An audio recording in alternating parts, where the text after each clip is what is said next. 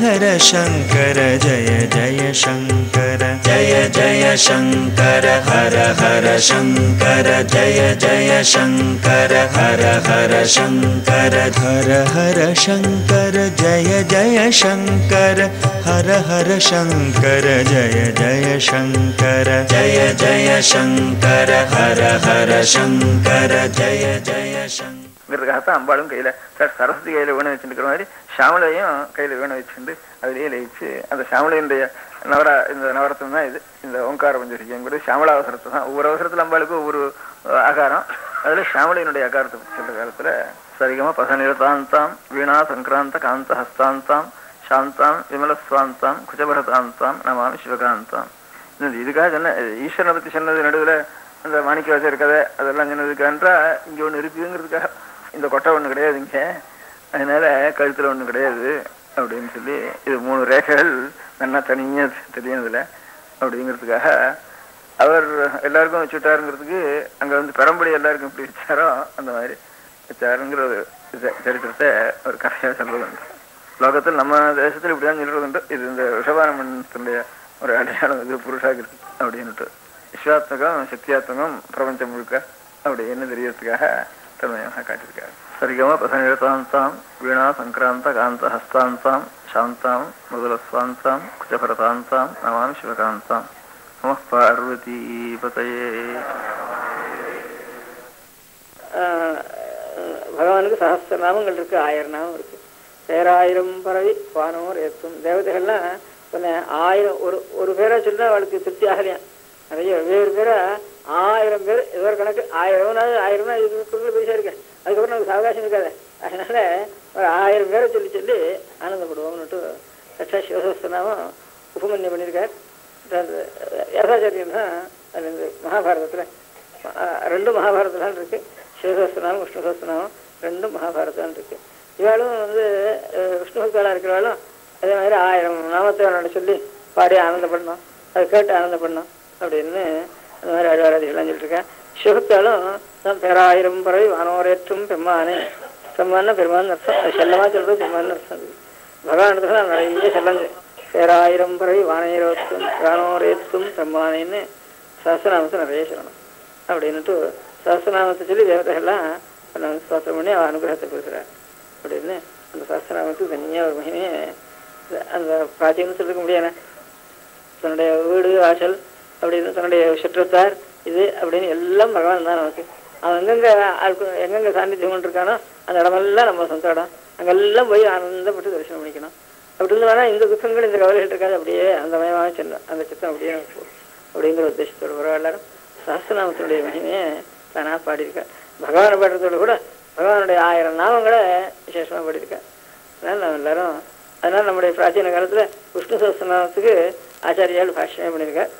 அந்த நம்ம ஆச்சாரியால் பாஷ்யம் பண்ணிருக்கா. இன்னும் எந்தெந்த ஆச்சாரியான மதப்பிரவர்த்தி காலத்தில் இருக்காளோ எல்லாருமே அநேகம் பேர் அதுக்கு சாட்சாத இந்த மதாச்சாரியாளுங்கிற சொல்லணும்னாலும் அதுக்கு அடுத்தபடியாக இருக்கிற எல்லாரும் சஹஸ்ரநாமத்துக்கு விஷ்ணு சஹஸ்ரநாமத்துக்கு பாஷ்யம் பண்ணியிருக்கேன். அந்த ஆச்சாரியால் எல்லா ஆச்சாரியாலும் அநேகம் எல்லா மதப்பிரவர்த்தகாலும் அதுக்கு பாஷ்யம் பண்ணிருக்கிறதுனால அது லோகத்தில் அதிகமான ஒரு சாட்சியை அடைஞ்சிருக்கு விஷ்ணு சஹஸ்ரநாமங்கிறது. அதில் கடைசியில் தத்துவத்தை சொல்கிறப்போ தத்துவம் தத்துவவித் ஏகாத்மா ஜென்ம மிருத்யு ஜராதிகா 1000 பேரில் தத்துவம்னு சுவாமிக்கு பகவானுக்கு பேர், தத்துவவித்துன்னு சுவாமிக்கு பேர், ஏகாத்மான்னு பகவானுக்கு பேர், ஜென்ம மிருத்யு ஜராதிகா அப்படின்னு அவருக்கு பேர். 4 பேரை ஒரு அர்த்தத்தில் தத்துவம் தத்துவ ஏகாத்மா ஜென்ம மிருத்யு ஜராதிகா அப்படின்னு 4 பேரை ஒரே வாக்கியத்தில் சேர்த்து வச்சிருக்கேன். ஆனால் அந்த பேர்களை கோர்வையாக கொண்டு வர காலத்தில் இது அதுவும் ஒரு விஷயம். பேருன்னா சுவாமியோட பேரை தானே சொல்லணும். 1000 பேர் சொல்லியாச்சு அப்படிங்கிறதோட மாத்திரம் இல்லாமல் ஒரு 4 பேரை சேர்த்து வச்சுக்கோன்னா அது ஒரு அது ஒரு விஷயத்தை நமக்கு தெரிவிக்கிறதாக அப்படி சொல்லிட்டுருக்கேன். அது எப்படின்னா இந்த அம்பாளுடைய லலிதா சஹஸ்ரநாமத்தில் அப்ரம்ம கீட்ட ஜனனி புண்ணியா புண்ணிய ஃபலப்பிரதா, அப்புறம் வர்ணாசிரம விதாயினி நிஜாஜ்ஞாரூப நிகமா புண்ணியா புண்ணிய ஃபலப்பிரதா ஸ்ருதி சீமந்த சிந்தூரி கிருதபாதாத்யசூடிச்சா சொல்றப்போ சாட்சாத் பரதேவத்தையினுடைய ஆக்கியா நிகமங்கள் வேதங்கள் அந்த வேத பிரகாரம் நம்ம அனுஷ்டிக்காத போனாலும் அப்புண்ணியம், அந்த அனுஷ்டிச்சமான புண்ணியம் அதனுடைய பலத்தையும் சாட்சாத் பரதேவத்தை தான் கொடுக்குறார் அப்படின்னு. புண்ணியா புண்ணியத்தினுடைய லட்சணம் என்ன? புண்ணியா புண்ணிய பலப்பிரதான புண்ணியம் என்ன அபுண்ணியம்னா என்ன அப்படின்னு அந்த சந்தேகத்தை நிவர்த்தி பண்ணுறதுக்கு அந்த நாமாவளிய நிஜாஜ்ஞா ரூப நிகமா அப்படின்னு முதல்ல சொல்லிட்டு நிகமம் தான் அந்த நிகமத்தில் என்ன சொல்லிருக்கு வர்ணாசிரம விதாயினி நிஜாஜ்ஞா ரூப நிகமா புண்ணியா புண்ணிய பலப்பிரதா ஸ்ருதி சீமந்த சிந்தூரி கதபாதாப்ஜ தோடிக்கா அந்த வேதங்கள்லாம் என்ன பண்ணுறதுன்னா அவளுடைய சட்சாத் வேதமாதாவுடைய ஒரு சீமந்தம்னா வகுடுன்னு அர்த்தம். அந்த வகுட்டில் சட்சாத் பரதேவதையுடைய சரணாவிந்த ரஜஸ் அந்த வேதமாதாவுடைய சிரஸில் ஸ்ருதி சீமந்த சிந்தூரி கதபாதாப்ஜ தோடிக்கான்னு பரதேவதையுடைய பாதாப்ஜ தோழியானது ஸ்ருதி மாதாங்களுடைய அந்த வகுடு இருக்கு. அந்த வகுட்டில் அந்த தோழியானது பிரகாசிக்கிறதுன்னு இப்படிலாம் ஒரு தத்துவத்தை தெரிவிக்கிறதுக்காக அநேக நாமாக்கள் ஒன்றுக்கு ஒன்று சம்பந்தமான நாமாக்கள் இருக்கு. அதே மாதிரி விஷ்ணு சஹஸ்ரநாமாவிலையும் தத்துவம் தத்துவித்து ஏகாத்மா ஜன்ம மிருத்யு ஜராதிகா அறிய வேண்டிய தத்துவம் எது நீதான். அந்த தத்துவத்தை அறிஞ்சவாரு தத்துவத்தை அறிஞ்சுட்டான்னா அவனும் நீதான். நிறைய விஷ்ணு பக்தாளா இருக்கிற வைஷ்ணவால ஸ்மார்த்தாலாம் பெருமாள் பெருமாள்னு சொல்றது. ஸ்மார்த்தாலாம் என்ன சொல்றதுன்னா பகவானை போய் சுவாமி சுவாமின்னு சொல்லுவா. வைஷ்ணவெல்லாம் ரொம்ப பகவத் பக்தால வைஷ்ணவா இருக்கிறால சுவாமி சுவாமின்னு சொல்லுவா. சுவாமி எல்லாருன்னா அவர் ஒரு மகான் திறந்திருக்காருன்னு அர்த்தம். பெரியவாளா இருக்கிறவா திறந்திருக்காருன்னு ஒரு மனுஷியால ரொம்ப உத்கிருஷ்டாளா இருக்கிறவால சுவாமி சுவாமின்னு சொல்றவா இருக்கும். ஸ்மார்த்தாலாம் சுவாமி சுவாமின்னா சாட்சாத் பகவான சுவாமி சுவாமின்னு சொல்லுவார். அவ பரமாத்மாவை சொல்றப்போ பெருவாள் இருக்காருன்னு அவ சொல்லுவா. அதனால மனுஷியால் விஷ்ணு பக்தால வந்தாலன்னா ஸ்மார்த்தா பெருவாள் இருக்காரு நீவா சொல்லுவா. மாறி தலைகை வச்சுட்டு இருக்கா. ஸ்மார்த்தா சொல்ற சுவாமி வைஷ்ணவாளுக்கு பெருமாள், வைஷ்ணவாள் சொல்ற சுவாமி ஸ்மார்த்தாவுக்கு பெருமாள் அப்படின்ட்டு அப்படி மாற்றி வச்சுட்டு அந்த சுவாமி பெருமாள்ங்கிறத சுவாமின்னா பகவான் வச்சுருக்கா. அந்த மாதிரி தத்துவ வித்து இருக்கானே அவன் ஆறுகிட்ட அவன் பெருமாள் தான். ஏன்னா பிரம்மவித்தா இருக்கவன் பிரம்மஸ்வரூபம் தான் அவனுக்கு. அதனால வைஷ்ணவன்னா விஷ்ணு தத்துவத்தை அறிஞ்சவன் அவன் ஆறு அவன் பெருமாள் தான் அப்படின்ட்டு வைஷ்ணவா இருக்கவனா பெருமாள் இருக்காருன்னு பெருமாள் இருக்காரு. அதனால தத்துவம் ஒரு நாமா பகவானுக்கு. அதுக்கு எடுத்தாப்புல அந்த தத்துவத்தை அறிஞ்சவாரு தத்துவ வித்து. தத்துவ வித்தவர் நீ உனக்குதான் தத்துவ வித்துணும். அதனால எவன் பிரம்மவித்தோ அவன் பிரம்மஸ்வரூபமே அவன். அப்ப பிரம்மஸ்வரூபமா அவன் ஆயிட்டான்னா அப்ப பிரம்மவித்து நீ தானே. அதனால பிரம்மவித்துன்னு உனக்கு பேரு, உனக்கு பிரம்மம்னு ஒரு பேருங்கிறத சொல்றதுக்காக உபனிஷத்துன்னு சொல்லிருக்கு. அனுசரிச்சு அதை வச்சு தத்துவ வித்து நீ, தத்துவம் நீ தான். தத்துவம் என்ன உலகத்துக்குள்ள உண்மையான வஸ்து சட்சாத் நீ தான். அந்த தத்துவத்தை அறிஞ்சு கொண்டிருக்கான அவன் நீ ஆயிடுறேன். அதனால தத்துவவித்து நீ தான். ஆனா தத்துவவித்து தத்துவங்கிற ஆத்மா நீ இருக்கே, நீ வேற ஆத்மா. தத்துவவித்து இருக்கான அவன் வேற ஆத்மாவோ இல்ல ஏகாத்மா. தத்துவம் தத்துவ ஏகாத்மா. அப்ப ஏகாத்மா இருந்தா ரெண்டாத்மா இருந்தா என்ன கேள்வி இருக்கா? அந்த கேள்வி வைக்கணும். ஏகாத்மான்னு தெரிஞ்சுட்டீங்கன்னா ஜன்ம மிருத்யு ஜராதிகா, அப்புறம் பிறக்க மாட்டேன், அப்புறம் கழுத்தன வராதனுக்கு, அப்புறம் சாகவும் மாட்டேன். இனிமே எனக்கு கோபப்படுத்தாச்சும் அப்புறம் அதுக்கப்புறம் கழனாரு, அப்புறம் சாரதெல்லாம் உண்டு. இதோட பூர்த்தி ஆயிடுவாங்க. ஜன்ம மிருத்யு ஜராதிகான்னா அதுக்கப்புறம் புனர்ஜென்மா ஒன்றும் கிடையாது. தத்துவம் தான் தத்துவத்து. அதனால இந்த ஆத்மா வேற அந்த ஆத்மா வேற இல்லை, ஒரே ஆத்மா தான் உள்ளது. ஏகாத்மான்னு தெரிஞ்சுட்டியானா அதுக்கு பலம் என்ன? ஜன்ம மிருத்யு ஜராதிகா இருக்கிற பெரிய அத்வைத தத்துவத்தை ரொம்ப லேசான ஒரு சாஸ்திரநாமத்துல முதல்ல ஒண்ணு சொல்லி அடுத்த வாக்கியத்துல பலமும் சொல்லியாச்சு. ஜன்ம மிருத்யு ஜராதிகான்னா அமிர்தத்தோட இறான். மிருத்தியை தாண்டான்னா அமிர்தத்தோட இறான். மிருத்தி மாத்திரம் கஷ்டம் இல்லை, கஷ்டத்துல ரெண்டையும் சொன்னா இந்த சாரக்ஷணம் ரொம்ப கஷ்டம், சாரது ரொம்ப சுலபமா இருக்கு. அங்கிருந்து ஜரையில படுற க்ஷமம் தான் அது காட்டிலும் சிரமமா இருக்கு மரண சிரமத்தை காட்டிலும். ஏன்னா ஜரையும் அதிகான்னு புறக்கலப்பு இருக்கிற சிரமம் அது ரொம்ப சிரமமா இருக்கு. குழந்தைக்கு சிரமம் இருக்கும் இல்லையா நமக்கு தெரியாது. அது மாதா படுற சிரமம் கர்ப்ப சிரமங்கிறது மாதாவுக்கு கொடுக்குற சிரமம் ரொம்ப ஜாஸ்தியா இருக்கு அதை காட்டலாம். அதனால ஜென்ம மிருத்யு ஜரா அதிகா இப்பேற்பட்ட பாசம் சகல துக்கத்திலேருந்து நிவர்த்தி அடையாது. அதனால என்னட்டா உள்ள வஸ்து ஒண்ணுதான், அது ஆத்மாதான், அதுதான் தத்துவம். அது அறிஞ்சவனும் அதுதான் தத்துவம். தத்துவித்து ஏகாத்மா ஜென்ம மிருத்யு ஜரா அதிகா. இப்படி ஒவ்வொரு நாமாக்களுடைய தத்துவத்தை பார்த்தோம்னா ஏதோ ஒரு தத்துவ போசனத்துக்கு ஏற்பட்டு அந்த அடுக்கடுக்கா பேர், இதுக்கப்புறம் அந்த பேர் அந்த பேர் வெறும் ஏதோ பேர் சுவாமிக்குன்னு கணக்கு எழுதுற மாதிரி எழுதாம அந்த பேர்களை சேர்க்கிறத இந்த வியாகரண சூத்திரம் பாணினின்னு பண்ணிருக்க. அந்த பாணினி முன் சூத்திரம் கீழ் சூத்திரம் இதெல்லாம் பண்ணிருக்கிறத வெறும் ஒரு ரூலை எழுதுறதுக்காக, ஒரு இலக்கணத்தினுடைய ஒரு விதியை எழுதுறதுக்காக மாத்திரம் இல்லை.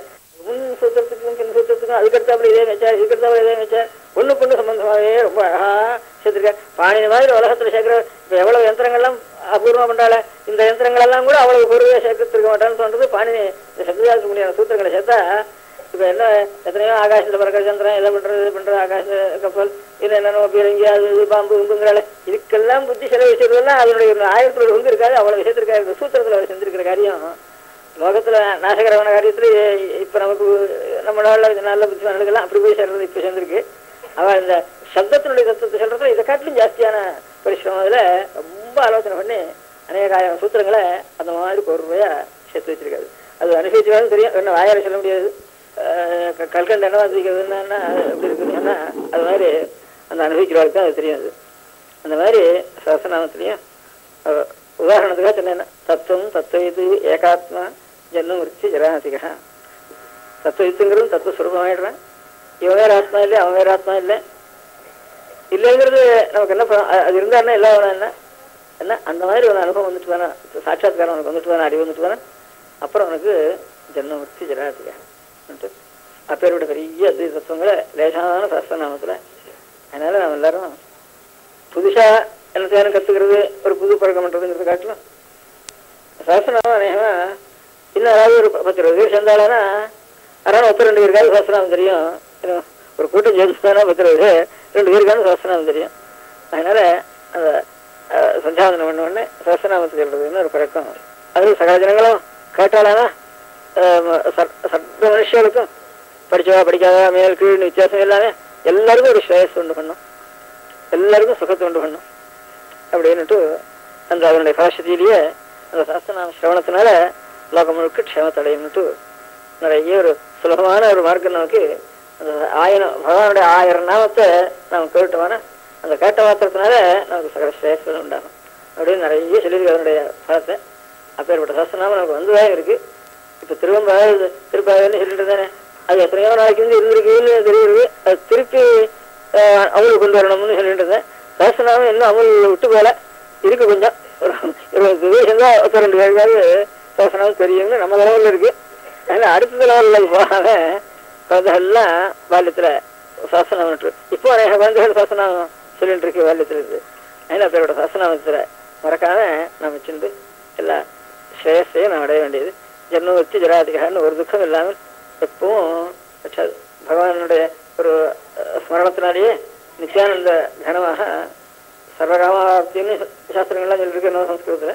அதனால நமக்கு பாபம் விசாரம் கவலை ஒன்றும் இல்லாமல் அந்த பகவத் ஸ்மரணமே நமக்கு பெரிய ஆனந்தம். அது தவிர தனியாக ஆனந்தம் வேணும்ட்டு அவசியம் இல்லை.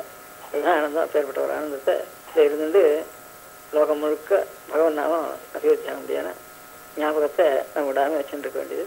எல்லாரும் சஹஸ்ரநாமம் நட்டு பண்ண வேண்டியது. எல்லாரும் சஹஸ்ரநாமம் நட்டு பண்ணிட்டு அதுலேருந்தே எல்லா தத்துவங்களையும் நான் தெரிஞ்சுக்கலாம்ங்கிறதுக்கு உதாரணம் என்ன. தத்துவம் தெரிஞ்சுக்கோன்னு தெரியாதோ சஹஸ்ரநாமம் சொல்லிட்டு இருந்தாலே பாக்கி முக்கியமான சகல பாப நிவாரணம் நமக்கு அந்த சொல்ற நாயிலே வேற வம்பு இல்லாமல் இருக்கும். சமாச்சாரம் ஞானி ஆயிடணும். ஞானி ஆகிறது தவிர பெரிய காரியம் வேற ஒன்றுமே இல்லை. நல்ல ஞானி ஆகிட்டா ஞானி ஆவானே ஆகிட்டா ஞானியாக இருந்தால் தான் எந்த கஷ்டங்களையும் ரொம்ப லேசாக பொறுக்க முடியும். ரொம்ப லேசாக போயிடும் கஷ்டங்கள்லாம். ஏன்னா புறப்படுத்துவனுக்கு கஷ்டங்கிறது எல்லாமே இருக்காது. பெரிய பணக்காரனானா நமக்கு கஷ்டம் இல்லாமல் இருக்கும்னு நினைப்போம். ரொம்ப செல்வக்கு உண்டாயிட்டு பெரிய பதவி உண்டாயிட்டா நமக்கு கஷ்டம் இல்லாமல் இருக்கும்னு சுகம்னு நினைப்போம். பார்வதி பதையே.